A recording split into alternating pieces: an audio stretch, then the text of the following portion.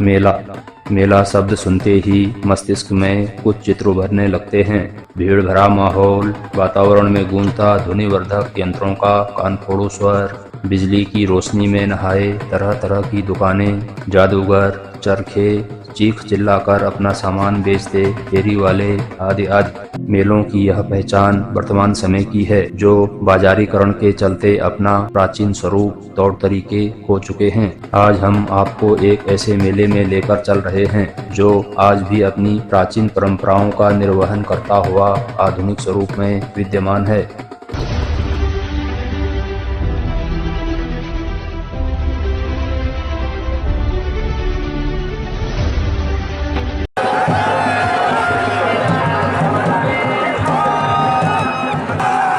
मेला अर्थात मिलन के सुखद भावनाओं से सराबोर हो जाने का सुखद अवसर।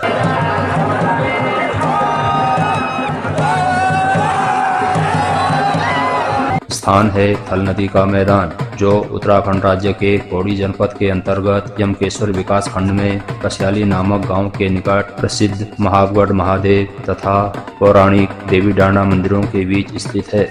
यहाँ आयोजित होने वाले इस मेले को गेन मेले के नाम से जाना जाता है, जिसे स्थानीय गढ़वाली भाषा में गिंदी कौथिक के नाम से भी पुकारा जाता है। यह मेला उस समय का प्रतिनिधित्व करता है जब न तो संचार के कोई त्वरित माध्यम हुआ करते थे, न आवागमन के यांत्रिक साधन। ऐसे में अपने परिचितों रिश्तेदारों से मिलने के लिए एक निश्चित दिन का चयन कर लिया जाता था। कुछ धार्मिक कार्यक्रमों की रूपरेखा बनाकर उसे श्रद्धास्पद भी बना लिया जाता था। कालांतर में इनमें सांस्कृतिक पहलुओं को भी जोड़ा गया। क्रीड़ा से संबंधित कुछ आकर्षक क्रियाकलाप भी संजोए गए। मेले के रूप में लोगों की यह भीड़ कालांतर में व्यापार के उत्तम माध्यम बनते चले गए। थल नदी में आयोजित होने वाला यह गेन मेला इतना प्राचीन तो नहीं है कि इसे पौराणिक कह सकें, ऐतिहासिक जरूर कहा जा सकता है।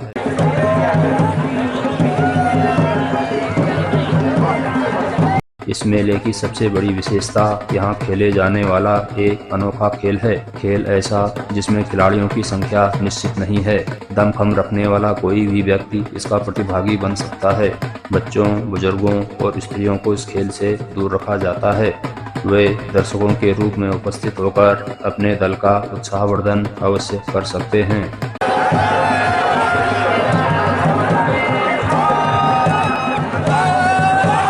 नियमों का अंबार नहीं है तो निर्णायक की भी आवश्यकता नहीं है। खेल खेलने के लिए मैदान तो है, लेकिन उसमें किसी भी प्रकार का सीमांकन नहीं है। खेल की सामग्रियों में मात्र एक बॉल होती है, जो सामान्य फुटबॉल से 2 गुना बड़ी होती है। वजन यही कोई 4 से 5 किलो।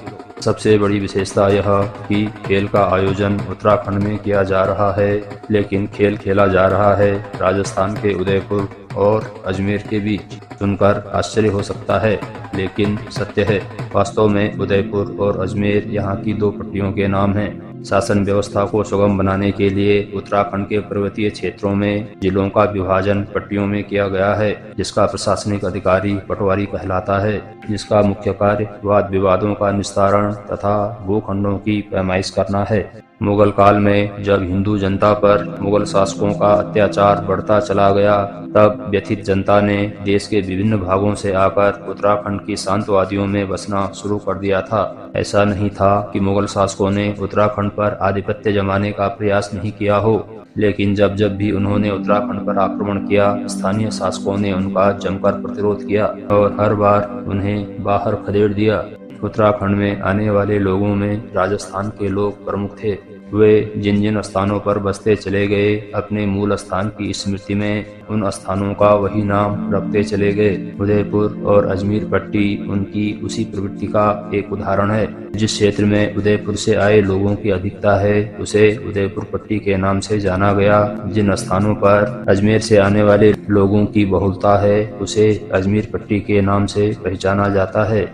इन्हीं 2 पट्टियों के निवासियों के बीच इस अद्भुत खेल का आयोजन किया जाता है। मकर संक्रांति का दिन। इस दिन सूर्य मकर राशि में प्रवेश करते हैं, दक्षिणायन से उत्तरायण हो जाते हैं। अंग्रेजी कैलेंडर के हिसाब से यह दिन 13 अथवा 14 जनवरी को आता है। इस दिन को संपूर्ण भारतवर्ष में किसी न किसी पर्व के रूप में मनाया जाता है। उत्तराखंड में इस दिन को मकरेणी त्योहार के रूप में मनाया जाता है। यहाँ थल नदी में इस दिन सर्वप्रथम प्रसिद्ध महागढ़ मंदिर में पूजन अर्चन किया जाता है। वहाँ से निशान अर्थात ध्वजा तथा गेंद को समारोह पूर्वक मेला स्थल में लाया जाता है। खिलाड़ियों की भीड़ में ध्वजा इस बात का परिचायक है कि गेंद इस समय भीड़ के किस हिस्से में है। सर्वप्रथम गेंद को मैदान के बीचों बीच ले जाया जाता है। एक और उदयपुर पट्टी के खिलाड़ी होते हैं तो दूसरी ओर अजमेर पट्टी के पराक्रमी। खेल नियत समय पर प्रारंभ होता है और प्रारंभ हो जाता है जोर आजमाइश का प्रयास। दोनों समूह गेंद को अपने अपने क्षेत्र की ओर ले जाने का भरसक प्रयास प्रारंभ कर देते हैं।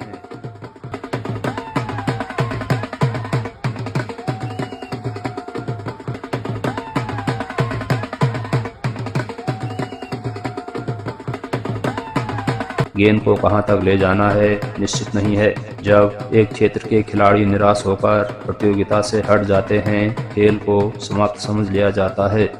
इस खेल में कोई भी खिलाड़ी हो सकता है। जब आवश्यकता है खेल से जुड़ सकता है, ऐसे ही हट भी सकता है। खिलाड़ियों की संख्या अधिक है, सभी को प्रदर्शन करने का अवसर नहीं मिलता है, इसीलिए वे भीड़ में खड़े होकर अपने दल का उत्साहवर्धन करते रहते हैं। खिलाड़ियों की भीड़ अधिक होने के कारण कभी कभी गेंद एक ही स्थान पर बहुत अधिक समय तक 1 या 2 घंटे तक भी रह जाती है। जिन खिलाड़ियों की पहुंच गेंद तक होती है वे उस पर अपनी मजबूत पकड़ बनाए रखने का भरसक प्रयास करते हैं। जैसे ही अवसर मिलता है वे गेंद को अपने पक्ष के खिलाड़ियों को पास कर देते हैं और अपने क्षेत्र की ओर ले जाने का प्रयास करते हैं। लेकिन इस खेल में परिणाम प्राप्त करना इतना भी आसान नहीं है। जानकार बताते हैं कभी कभी यह प्रतिस्पर्धा 3 दिनों तक अनवरत चलती रहती थी। यह खेल साहसी खिलाड़ियों का है, इसीलिए ये लड़ाके आसानी से हार मानने वाले नहीं हैं। खिलाड़ियों के भीड़ भरे इस खेल में जनहानि का खतरा हरदम बना रहता है, इसीलिए बच्चों और महिलाओं को इससे दूर रखा जाता है।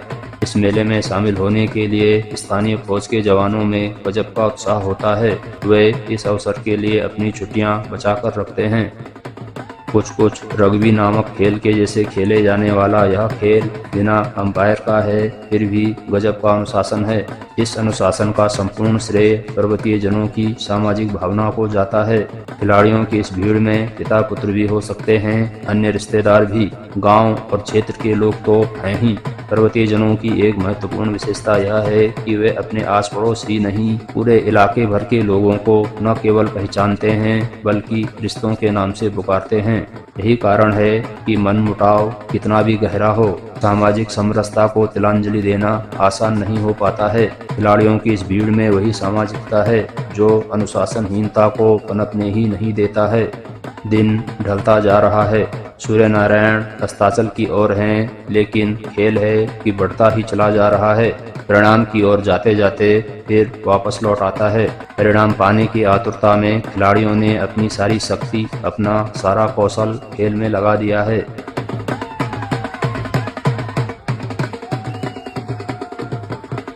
दिन ढलने तक यदि परिणाम की प्राप्ति नहीं होती है तो सूर्यास्त होने के साथ ही खेल को रोक दिया जाएगा। अगले दिन फिर से जोर आजमाइश का क्रम प्रारंभ होगा।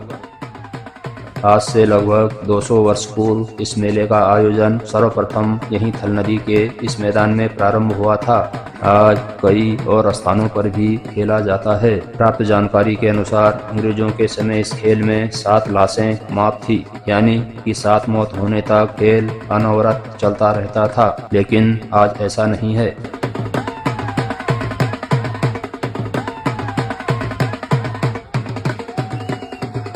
शाम हो चुकी है। महिलाओं और बच्चों ने अपनी खरीदारी, अपना मनोरंजन पूर्ण कर लिया है, इसीलिए वे नियत पथों पर अपने गंतव्यों की ओर चलने लगे हैं। लेकिन खिलाड़ियों की मंजिल अभी दूर है, इसीलिए उनमें जोर आजमाइश का कार्य अभी भी चल रहा है। जोर आजमाइश का यह कार्य चलता ही रहेगा, तब तक चलता रहेगा जब तक कि एक दल अपनी मंजिल प्राप्त नहीं कर लेता है।